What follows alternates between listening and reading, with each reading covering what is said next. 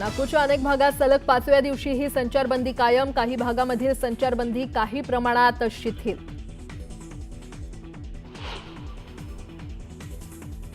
कोल्हापूर सत्र न्यायालयाच्या निकालाला आव्हान देत कोरटकरची जामिनासाठी आता हायकोर्टात धाव. अर्जावर तातडीची सुनावणी होणार.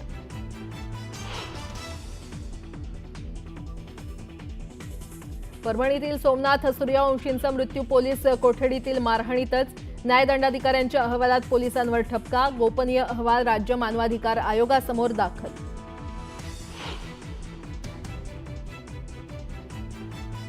राज्याची आर्थिक स्थिती चांगली झाल्यावर लाडक्या बहिणींना 2100 रुपये देणार. वाढीव मदतीवर उपमुख्यमंत्री अजित पवारांनी केलं स्पष्ट.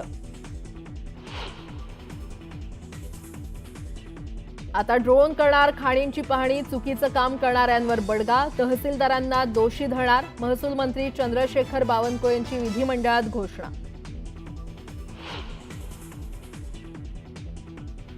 पुण्यातील बस जळीत कांडाचं सीसीटीव्ही न्यूज 18 लोकमतच्या हाती. मजुराचं काम सांगितल्याच्या रागातून चालकानं चौघांना जिवंत जाळलं. चालक जनार्दन विरोधात गुन्हा दाखल.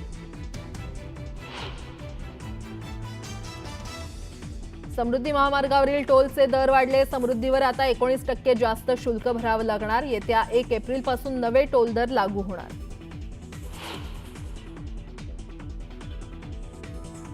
बंगालच्या उपसागरात कमी दाबाचा पट्टा. मराठवाड्यासह विदर्भात पावसाची शक्यता. तरी उन्हाचा चटका मात्र कायमच राहणार.